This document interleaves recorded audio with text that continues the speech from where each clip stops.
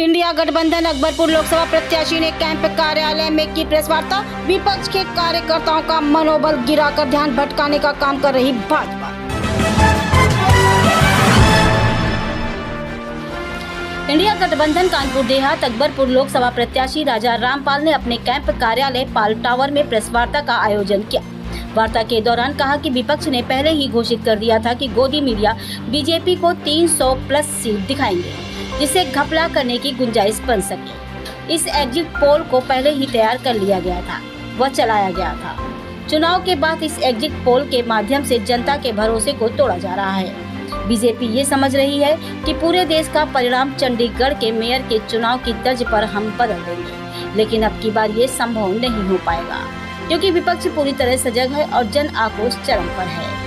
BJP से मिले हुए भ्रष्ट अधिकारी भी सर्वोच्च न्यायालय की सक्रियता देखकर धांधली करने की हिम्मत नहीं जुटा पा रहे। साथ ही वह जनता के आक्रोश का शिकार नहीं होना चाहते।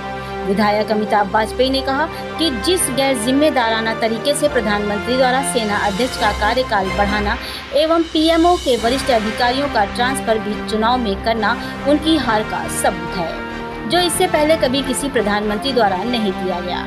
जिस तरह लगातार सूचनाएं मिल रही हैं, अमित शाह द्वारा जिलाधिकारियों को धमकाया जा रहा है, यह भी उनकी हार का प्रमाण है। कैंट विधायक हसन रूमी ने कहा कि समाजवादी पार्टी के राष्ट्रीय अध्यक्ष अखिलेश यादव ने पत्र के माध्यम से पूरे प्रदेश के कार्यकर्ताओं से अपील की है कि मतगणना के समय सभी कार्यकर्ता एवं पदाधिकारी विधायक आखिरी राउंड की गिनती तक सतर्क रहें। आईपीएस और आईएएस अधिकारी देश की रक्षा की शपथ देकर नौकरी में आते हैं, वे किसी से डरने वाले नहीं हैं। जनता उनके साथ है और जो भ्रष्ट अधिकारी हैं उन पर विपक्ष और सुप्रीम कोर्ट की निगाह लगातार है। मतगणना के समय इंडिया गठबंधन के सभी विधायक, पूर्व सांसद, पूर्व जिला अध्यक्ष, अधिकारी एवं कार्यकर्ता मतगणना स्तर पर बहुत सतर्क रहेंगे। वार्ता के दौरान पूर्व सांसद राजा रामपाल, सपा ग्रामीण जिला अध्यक्ष मुनेंद्र शुक्ला, आर्यनगर विधायक अमिताभ वाजपेयी, कैंट विधायक हसन रूमी, गोविंद नगर पूर्व प्रत्याशी सम्राट विकास यादव, इंद्रजीत सिंह, आकाश यादव लोग उपस्थित रहे। कानपुर से उत्तर प्रदेश ब्यूरो हेड पप्पू यादव की ये खास रिपोर्ट। आपने क्या देखा है, क्या समस्या है? ये असलियत से तो दूर और इंडिया गठबंधन के नेताओं ने इस बात को पहले ही आप किया था और घोषणा कर दी थी कि ऐसा ही कोई एग्जिट पोल आएगा, ऐसा अंदाज हम लोगों का था।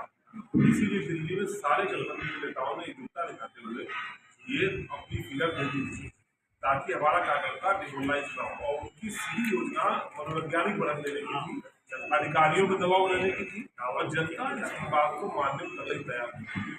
हम लोग आज इस कॉन्फ्रेंस के माध्यम से अधिकारियों से भी कहना चाहते हैं कि आप इस पक्ष में मतगणना पारदर्शी हो।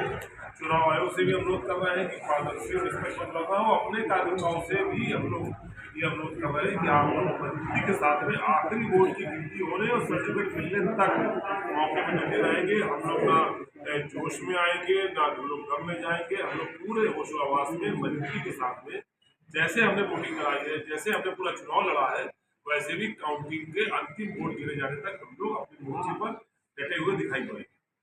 क्या लगता है कि ये जो काउंटिंग के दौरान क्या गड़बड़ी की भी कोई आशंका लग रही है? गड़बड़ी भी हो सकती है और गलती भी हो सकती है।